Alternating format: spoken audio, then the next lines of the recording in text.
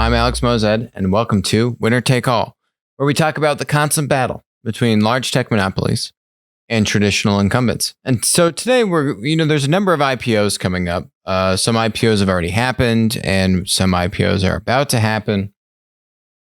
And I want to dive into the business model relative to the valuation. And we have a few different examples here, which we're going to discuss. And the first of which is Palantir. So I've spoken about Palantir before on the show. Palantir valuation. Okay. So Palantir, it's not a platform business. It's a linear business. If anything, it's kind of like a tech-enabled service provider. They are really good with big data. They're really good with data science. They're really good with, how they are digesting bunch of data from a bunch of different sources and then producing intelligence on that, which is why some of their biggest customers are government agencies like the DoD and the NSA and CIA and, actually a lot of the agencies that I was just talking about on the last episode. A lot of these agencies that impede on our civil liberties, they help those agencies, and their technology probably helps those agencies impede upon our civil liberties. That said, I actually still really like Palantir, not even from a business model standpoint, which it's not a platform, so I obviously don't love the business model as much as I would if it were a platform. But I like Palantir because Karp, the one of the founders and the CEO, I've shown his interview on the show before, where he talks about supporting the U.S. government. Now the guy has a little bit bias because those are some of his biggest customers, but I like the fact that he has not been afraid to support working with U.S. agencies to bring these new technologies, which are very important for our Department of Defense and other military and spy agencies to have this tech when other large U.S. tech monopolies, which are platforms, have actually steered in the other direction to not work with these U.S. agencies. So I appreciate Palantir from a patriotism standpoint, and from their willingness to work with these agencies. They also work with other corporates and enterprises. I actually think that's probably a nice tailwind for them, the fact that you actually have a lot of the U.S. tech monopolies reticent to work with the U.S. government in ways that I think they should be working with them. But anyway, that's besides the point. Let's look at Palantir's valuation. So Palantir, right now their stock is around $9.50. That puts them at a market cap at about, you can see it at about a little under $16 billion.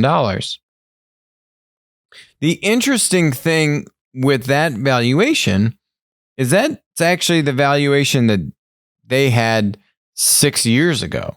So if you rewind the clock on Palantir, I've been following them. Now remember these articles. Look at this article from 2015. Palantir has raised $880 million at a $20 billion valuation. This is December 2015, so it's the end of 2015. But farther down in the article, it says here, Palantir valued at $20 billion is up from $15 billion in 2014. So they're pretty much back at where they were 6 years ago. There's a lot of people have opinions on why that is, but at the end of the day, this is a linear business. At the end of the day, this is actually a strong services business with technology that is enabling these services, but they're providing services. And that is a big part of their revenue. Tech-enabled services, but services nonetheless. Here's another article, a more recent article. Palantir has a $20 billion valuation, and a bigger problem, it keeps losing money. There's our boy Alex Karp right here on the left with the eccentric hair. This company tried to IPO at roughly $20 billion, but ultimately they've sunk. They're from where their stock opened at, which it never really made it to that. They were trying to get back to that $20 billion valuation. But if you look at some of the, there's a lot of investors here that now technically they're underwater. I don't exactly know what kind of like dilution preferences and so on and so forth that some of these investors, even though they might invest at a $20 billion valuation, they can try and carve out some protections where the employees get crammed down and the investors, use that to help make themselves made whole. So, you might see, big IPO for Palantir. Alex and the team are, just rolling in it. I mean, they've done well for themselves, but at the same time, this actually isn't the crazy success story when you look at their valuation that you might expect just looking at the surface of it. And wow, look at all these companies IPOing. They must be doing really, really well. So when you look at their financials here, I mean, this is the abridged version from Google, but roughly $250 million in revenue, and they're losing $100 million in one quarter on that business. It doesn't get much prettier when you rewind the clock on these financials. So how does a business that's losing hundreds of millions of dollars every year and has maybe roughly $1 billion in revenue, not even, justify even at that rate a $15 billion valuation? All right. I mean, kind of seems pretty high. I think, they have done a good job branding themselves as this kind of deep tech, big data, tech-enabled service provider. I love Alex. I love the company. I love that they support U.S. agencies and U.S. Government, military with these contracts and their technology. However, I think it's overvalued, even at the $15 billion valuation which they have, even though they have very fast-growing revenue. It just is a lot harder for me to see the path to profitability on a linear business, which is making a lot of services revenue when you're losing that much money on your top line. I'm sure they have a good story around it. That's my read on the company. So, next company, Opendoor. Opendoor we've actually covered Opendoor many times on the show. Opendoor is also a linear business. So, despite these articles, right? I mean, they love to just throw around the marketplace word. Here's CNBC. Not even going to try and pronounce Chamath's last name. But anyway, his SPAC is going to acquire Opendoor, an online marketplace for buying and selling houses. This is incorrect verbiage, Leslie Picker from CNBC. Incorrect. They're not a marketplace. They are a linear reseller of houses. Doesn't mean you can't have a good business. Doesn't mean you have a bad business. It's just not a marketplace. It's not a platform. They buy houses and then they do some fixing up on them and then they resell them. They are a reseller.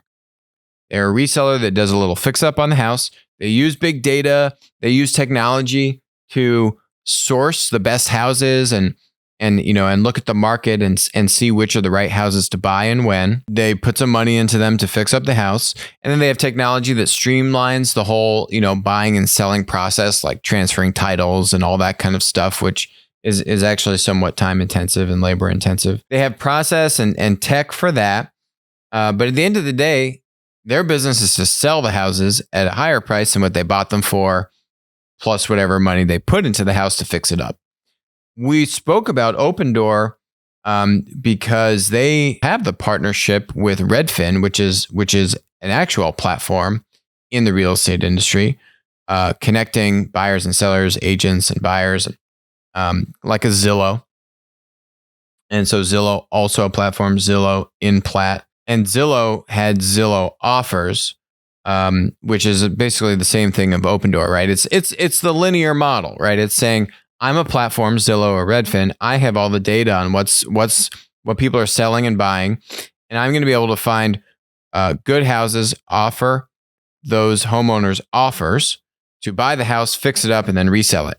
And because I have the best data as the platform, I should be able to make really good margin on this linear buying and reselling activity of houses. That is the thesis for Zillow doing Zillow offers, which they paused with COVID. Opendoor similarly they had to take out a bunch of debt in March. Despite all of that, and you would have thought that home prices would get hit pretty badly in COVID. And I think actually what we've seen, depending on where they own houses, but I think most of their houses were actually in areas, suburban areas around a metropolitan center. So actually what you've seen because of COVID, you've seen a flight from the urban city to suburbia. Here in Fairfield County, outside of New York City, Fairfield County is popping. Homes are flying off the shelf. Homes are getting listed and literally selling the same day. People are just fleeing big cities. And so you have this huge flight to suburbia, which actually means that, maybe if they had held on to some of that inventory that they had going into COVID, they probably could have made an even better margin on it. But what's interesting is, so this company, apparently, Opendoor, is valuing itself at $4.8 billion, which they, at their last fundraise, was valued at $3.8 billion. And that was in February of 2019. So they're adding about, a little under a third, another $1 billion to their valuation. They raised $1.5 billion in debt in March of 2019. And they'll use that debt to finance a lot of their acquisitions, right? Because I'm buying the house and then I'm reselling it. So they'll be able to use that debt to help flip these houses. They're basically just flipping houses, right? So they had a $1.5 billion line back in March of 2019. They raised $300 million in equity capital back in February of 2019 at a post valuation of $3.8 billion. Now rumored to be going this reverse merger. A SPAC is, if you want to think about what a SPAC is basically an entity that is listed, and then it is going to acquire you can have SPACs that basically are here to acquire private companies and then make them public. The reason why you do that is because you can expedite and fast track a lot of the scrutiny and filing requirements that would go into doing a normal IPO or direct listing process. So by doing this with Chamath's SPAC, Opendoor is still going to raise capital for the business, similar to what you would be doing if you were accessing and doing an IPO. You're raising equity capital, you're selling shares on the public market. This is saying the SPAC is basically going to finance the capital raise, and the SPAC is buying the business and then listing those shares publicly. And Opendoor gets to still get capital and then sidestep a lot of the traditional disclosures and reporting. I mean, you still have to have disclosures. You're a public company, but you don't go through the same process of needing to get, banks and other investors to bankroll your IPO. So it's not that traditional kind of roadshow IPO model, which for some companies can make sense for them. Airbnb apparently was trying to be or was being approached by Bill Ackman's SPAC to do something similar with Airbnb and help Airbnb go public in this model. The other nice reason why a lot of these companies want to get public, even if they don't need or want to raise a lot of capital, that's where you see companies entertaining direct listings, which is actually going to be the topic of our next company. But direct listings are where the company says, well, I don't actually need to raise new capital, but I would like to give my investors, my shareholders, my employees that have options liquidity. And so now it's basically just saying you're going to do a direct listing, and now the shares can be traded on the stock exchange. So you're bringing liquidity to your existing shareholders, and you could do a fundraise in the future. You could issue new shares and then basically sell stock to raise capital in the future once you have done a direct listing. But in the direct listing model, you're not actually raising new capital in that process. You're really just kind of accessing the public markets and providing liquidity to your existing shareholders. There's also a lot less fees on the direct listing. The investment banks, they take their pound of flesh when they take you public through a traditional IPO process.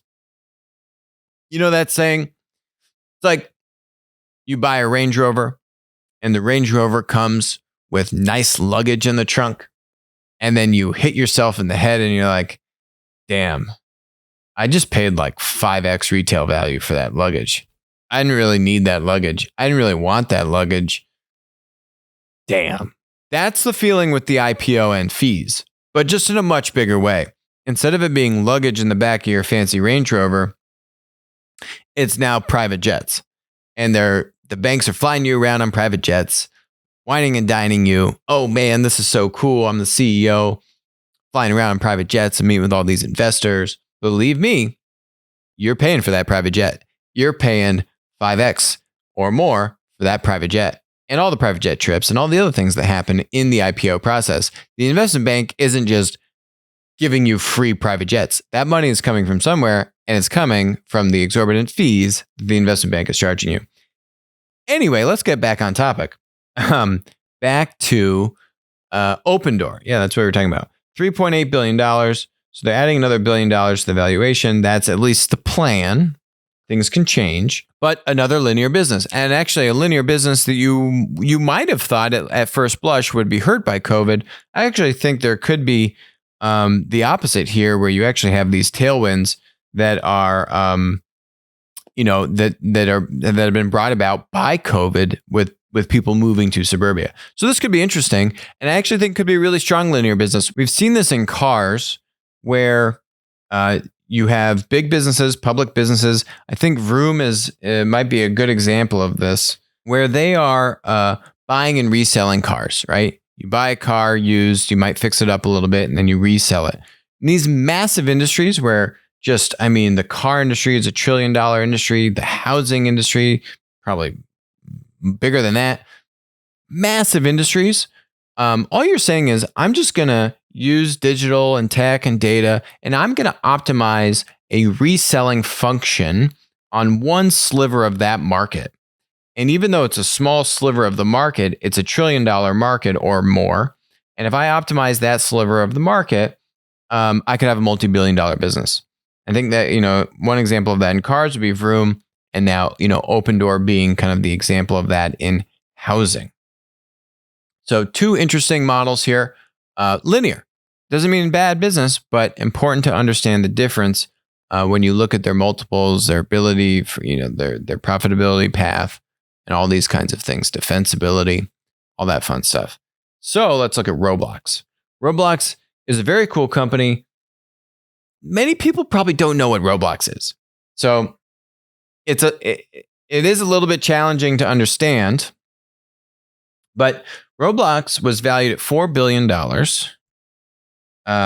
back earlier this year, in February of this year. Actually, we've spoken about Roblox in March. Shortly after this fundraise, I started to cover Roblox. They raised $150 million from Andreessen. Andreessen Horowitz loves platforms. Andreessen loves platforms, and they know platforms.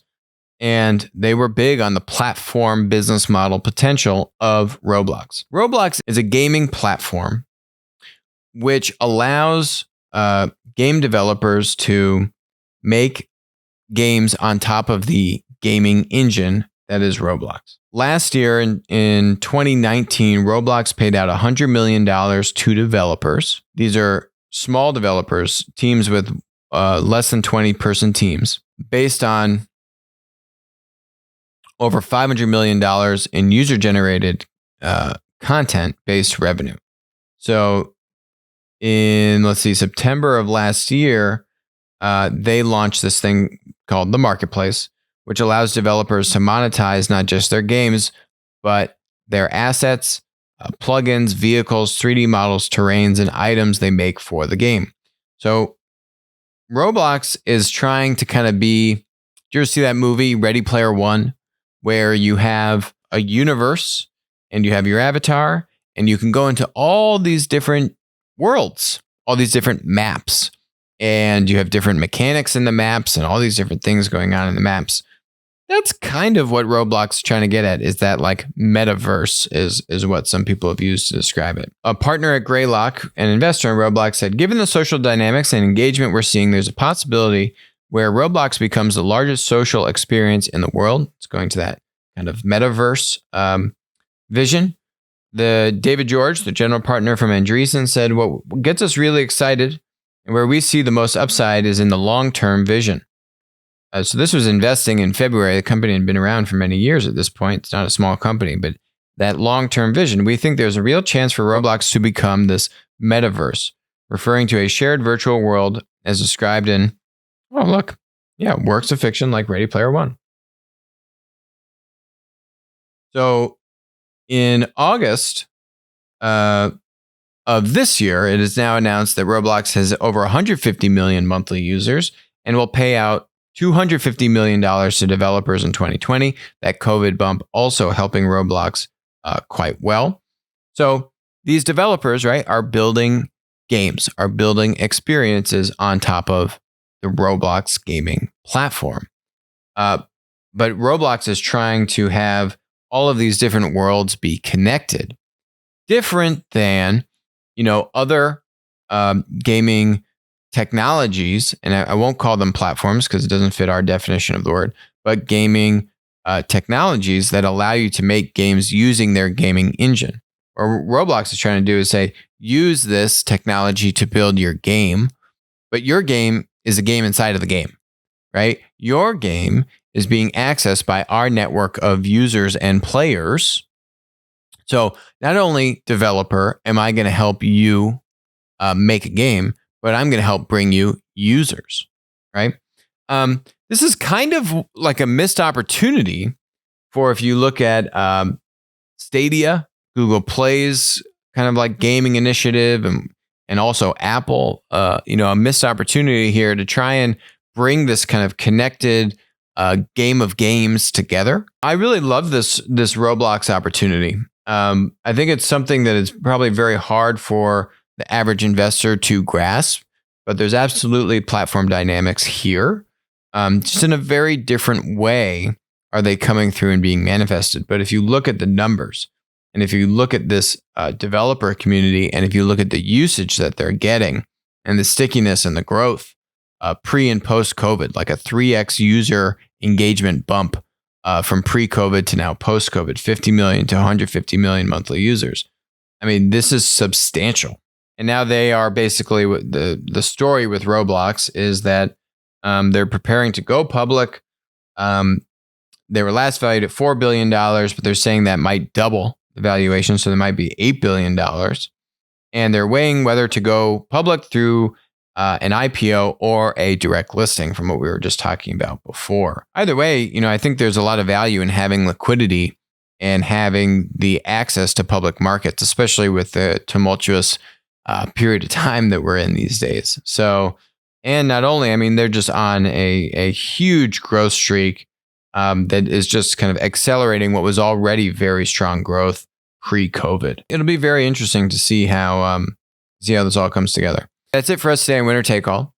Hope you enjoyed joining us today, and I'll talk to you again next week.